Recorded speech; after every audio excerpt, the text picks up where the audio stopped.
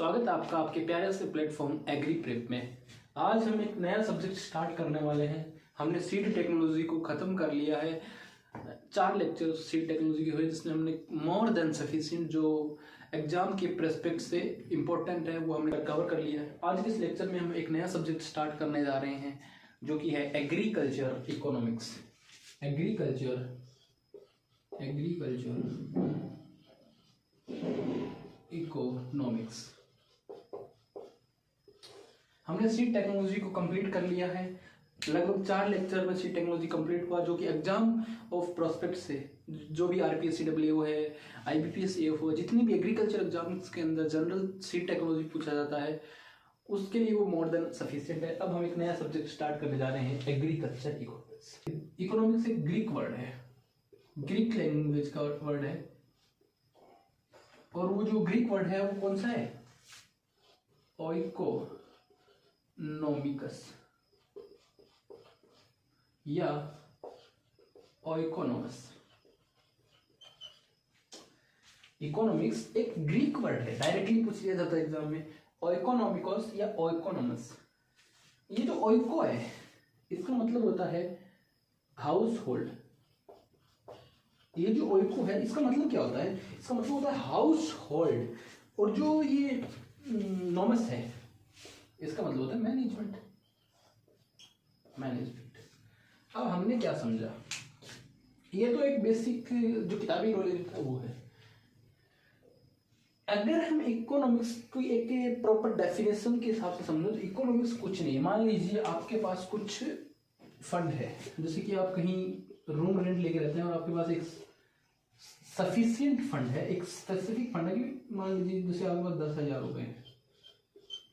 अब इस 10,000 रुपए का आपको पूरे मंथ में किस तरीके से खर्च करना है, एक मैनेजमेंट आपके पास होना जरूरी है। जैसे मान लीजिए 3,000 रुपये रेंट में चले गए, 3,000 रुपये फूड में चले गए, 1,000 रुपये बुक्स में चले गए, 500 रुपये लाइब्रेरी में चले गए, 500 रुपये हेल्थ में चले गए, मतलब जो भी चीज़ें तुमने फ्रूट ले आए, इन जो 10,000 रुपये तुम्हारे पास हैं इनका आपने एक मैनेजमेंट बनाया और उसके हिसाब से खर्च किया, वही तो इकोनॉमिक्स है। अब जब बात एग्रीकल्चर इकोनॉमिक्स की आती है तो एग्रीकल्चर के अंदर जितनी भी एक्टिविटीज होती हैं, जितने भी फार्मर के खर्चे होते हैं, चाहे वो फर्टिलाइजर पे करे, चाहे वो सीड पे करे, चाहे वो नई टेक्नोलॉजी इवेंट करने के लिए करे, जितने भी उसके द्वारा स्पेंड या खर्चे होते हैं। या अब एक बात बताइए, हमारे इंडिया के अंदर एग्रीकल्चर GDP के अंदर भी एक अच्छा खासा अपना शेयर % रखता है, तो इसलिए इकोनॉमिक्स एग्रीकल्चर के अंदर पढ़ना भी ज़्यादा इंपॉर्टेंस हो जाता है। जो इकोनॉमिक्स सबसे पहले स्टार्ट किया था ना, स्टार्टेड बाय, वो किया था एरिस्टोटल ने। किसने किया था? एरिस्टोटल, अरस्तु ने। अब स्टार्ट किया इसका मतलब ये नहीं कि फादर तो इसका है एडम स्मिथ। फादर कौन है? Adam Smith. बहुत ही इंपॉर्टेंट क्वेश्चन डायरेक्ट किया जाता है, फादर ऑफ इकोनॉमिक्स कौन है? फादर। इन्होंने एक बुक भी लिखी थी, वेल्थ ऑफ नेशन। इन जो एडम स्मिथ है इनका जो मैन फोकस था वो किस पे था? मैन फोकस इनका था वेल्थ के ऊपर। और जो ये बुक्स लिखी थी इन्होंने, एडम स्मिथ ने ये लिखी थी 1776 में। 1776 में हमने इतना ही समझा कि इन्होंने भी एक बुक लिखी थी, एरिस्टोटल ने भी एक बुक लिखी थी, इकोनॉमिका। ये सब्जेक्ट का एक इंट्रोडक्शन है कि एग्रीकल्चर इकोनॉमिक्स क्या होता है, कि भाई एग्रीकल्चर के प्रोस्पेक्ट से जितनी भी चीजें, जितनी भी एक्टिविटी इकोनॉमिक या फंड से रिलेटेड होती है वो एग्रीकल्चर इकोनॉमिक्स में हम पढ़ते हैं। ये जो इकोनॉमिक्स है ग्रीक वर्ड है, ओइकोनोमिकस या ओइकोनोमस से आया है, जो कि अब इसमें इस बोर्ड से कहाँ से क्वेश्चन आ सकता है? फादर ऑफ इकोनॉमिक्स पूछ लेगा, एडम स्मिथ है। कौन सी बुक लिखी? तो वेल्थ ऑफ नेशन है बुक इन्होंने लिखी। एरिस्टोटल ने भी इकोनॉमिका बुक लिखी थी, एरिस्टोटल ने इकोनॉमिक्स को स्टार्ट किया था। अब हम नेक्स्ट जो आगे पढ़ेंगे वो डेफिनेशन है, डिफरेंट डेफिनेशन है इकोनॉमिक्स के अंदर।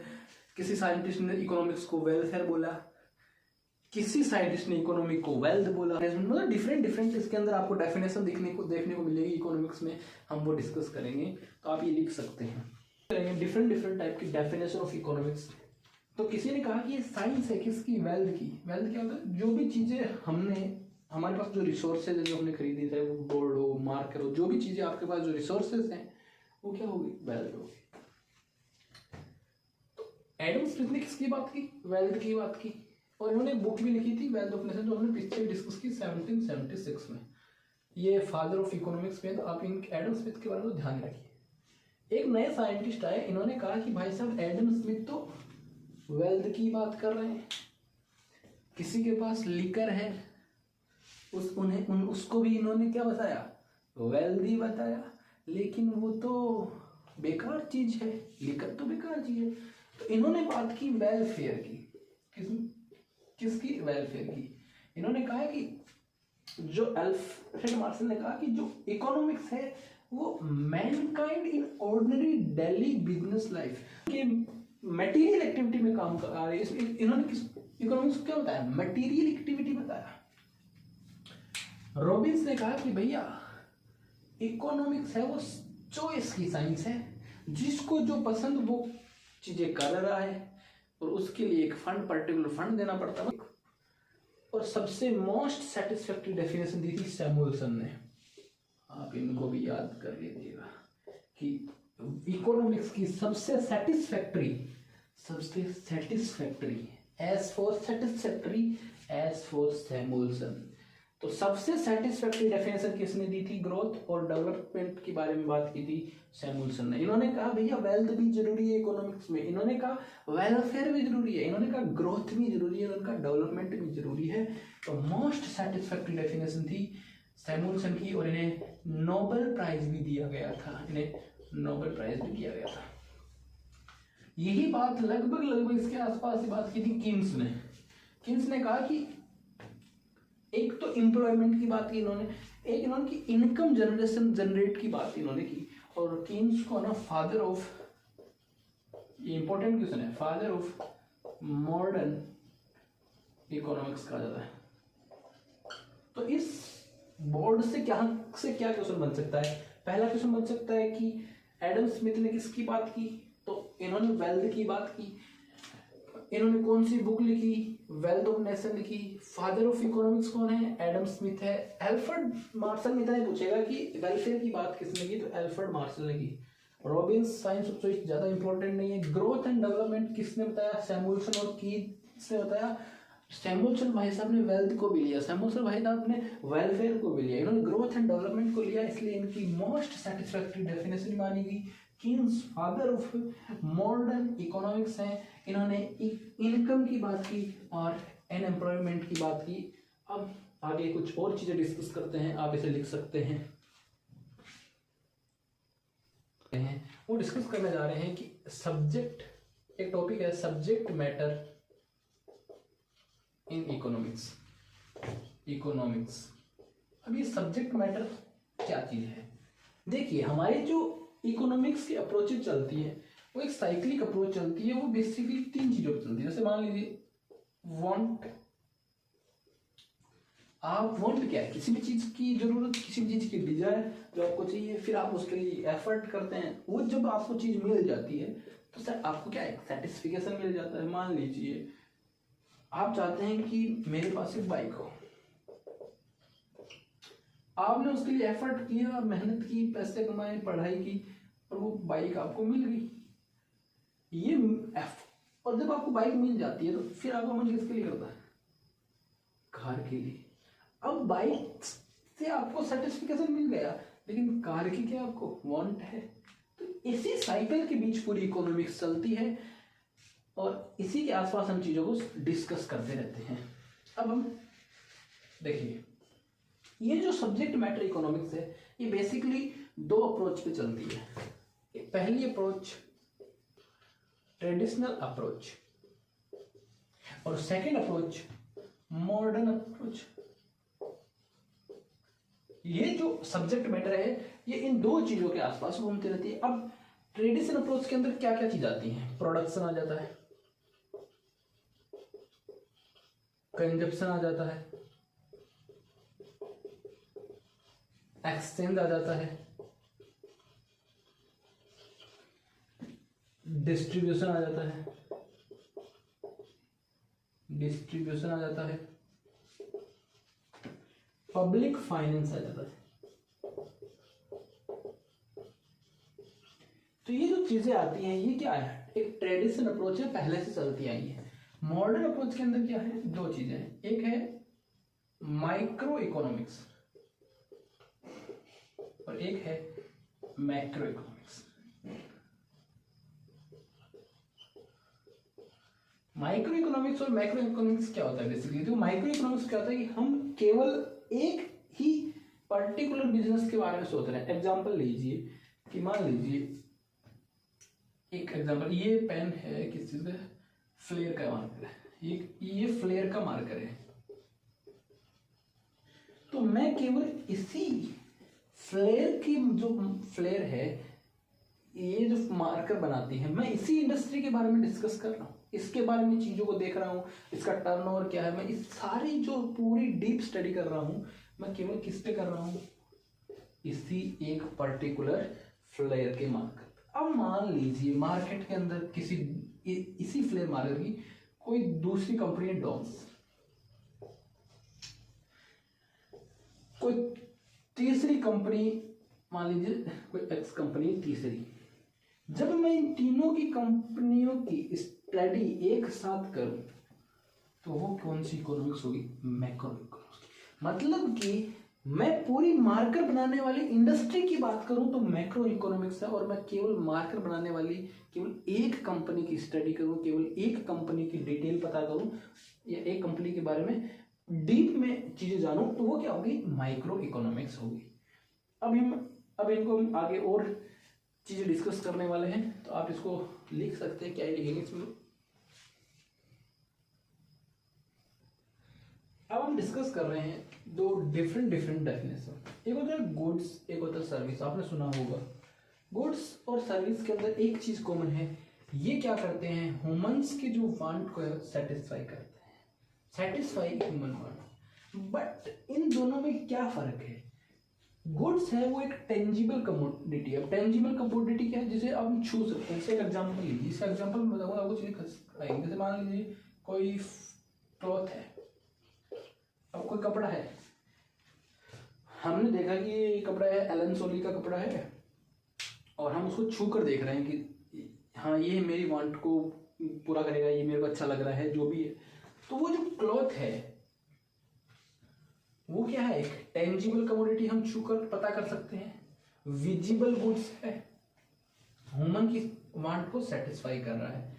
इसमें और भी आ सकता है, जैसे मान लीजिए कोई भी फूड हो सकता है, ठीक है।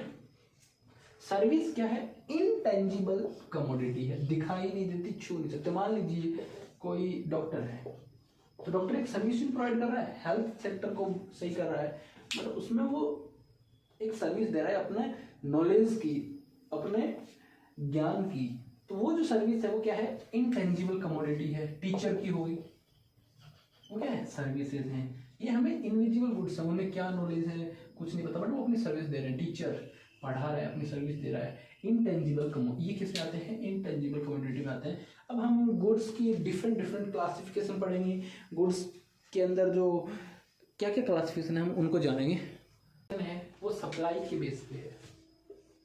सप्लाई के बेस पे कैसे, एक होता है free goods without any payment. इसका क्या मतलब है, मान लीजिए आपके पास एयर हो गई, हवा है, हवा का एक एग्जाम्पल लीजिए। आप हवा ले रहे हैं, आपके लिए हवा क्या है, गुड्स है। कौन सा गुड्स है, फ्री गुड्स है। आप इसके लिए कोई पेमेंट थोड़ी कर रहे हैं। अब इसमें सप्लाई अनलिमिटेड है, ये कोई लिमिटेड रिसोर्स थोड़ी है, और क्या है, फ्री रिसोर्सेज है। अब सप्लाई लिमिटेड है, free resources, but economic goods के अंदर मान लीजिए आप कपड़े ही ला रहे हैं, क्लॉथ्स, जिसमें क्या दिया जा रहा है, पे विथ पेमेंट। या विथ पेमेंट, जो भी लिख सकते हो विथ पेमेंट, तो इकोनॉमिक गुड्स मतलब इतना ही, इसमें पैसे देने पड़ेंगे, इसमें पैसे नहीं देने पड़ेंगे, इसमें क्या आ गए, क्लॉथ्स आ गए, कुछ भी। अब जहाँ पेमेंट देना पड़ता है ना, पेमेंट किस चीज़ का देना पड़ेगा, हवा इतनी है, इसके अंदर सप्लाई क्या रहती है, कम रहती है, डिमांड क्या रहती है, ज़्यादा रहती है। इसमें सप्लाई खूब है, डिमांड तो है भी, बट डिमांड से ज़्यादा ही सप्लाई है ना। तो ये बेसिक डिफरेंस है, एक क्लासिफिकेशन है सप्लाई के बेस पे। अगर फ्री गुड्स है तो सप्लाई ज़्यादा, फ्री किसकी है, जिसकी सप्लाई ज़्यादा है, और सप्लाई कम किसकी है, तो एक paid with payment economic goods है उसकी है। अब हम नेक्स्ट क्लासिफिकेशन डिस्कस करने जा रहे हैं, जो कि कंजप्शन के बेस पे होगा। नेक्स्ट जो क्लासिफिकेशन है वो क्या है, किस पे बेस है, कंजप्शन पे बेस है। हम उस चीज़ का कंजप्शन कैसे कर रहे हैं, हम उस चीज़ का उपभोग कैसे कर रहे हैं, तो वही है डायरेक्ट। एक होता है consumer goods, directly use of human. मान लीजिए सीड है, तो हमने सीड का डायरेक्ट, एक फार्मर है उसको सीड दी, डायरेक्ट यूज कर लिए। फर्टिलाइजर दिया, डायरेक्ट यूज के लिए। एग्जाम्पल है इसके, मतलब ऐसा कोई गुड्स जिसका हम डायरेक्ट यूज करें, और इसको फर्स्ट ऑर्डर गुड्स भी बोला जा सकता है, बहुत इंपॉर्टेंट है। कंज्यूमर गुड्स को फर्स्ट ऑर्डर गुड्स भी बोला जाता है। प्रोड्यूसर गुड्स क्या होता है, इनडायरेक्टली ह्यूमन की वांट को या ह्यूमन की नीड को पूरा करे, इसे सेकंड ऑर्डर गुड्स भी कहा जाता है। इसका एग्जांपल ट्रैक्टर। ट्रैक्टर एक खुद में तो गुड्स है, बट वो जो काम करता है, वो जिसके लिए यूज किया जाता है, वो ह्यूमन की वांट को सेटिस्फाई करता है। अभी भाई साहब ये ट्रैक्टर घर पे खड़ा हुआ तो ह्यूमन की वांट को सेटिस्फाई नहीं करेगा ना। ये कुछ टिलेज एक्टिविटीज, सीडलिंग या किसी भी थ्रेसिंग जो भी करेगा, वो ह्यूमन की वांट को क्या करेंगे, सेटिस्फाई करेंगे। तो ये क्या हो गए, प्रोड्यूसर गुड्स हो गए। इसमें ट्रैक्टर भी आ सकता है, इसमें कोई और एनी मशीनरी भी आ सकती है, तो वो आप देख सकते हैं। नेक्स्ट हम डिस्कस करने जा रहे हैं अगला क्लासिफिकेशन, आप इसे लिख सकते हैं। ये है तीसरा क्लासिफिकेशन, ड्यूरेबिलिटी पे डिपेंड है। ड्यूरेबिलिटी मतलब हम उसको कैसे यूज कर रहे हैं, कब तक यूज कर रहे हैं। मोनो पीरियड मतलब एक बार काम में ले सकेंगे, जैसे सीड है, जो सीड, या मान लीजिए कोई फर्टिलाइजर है, यूज ओनली वंस,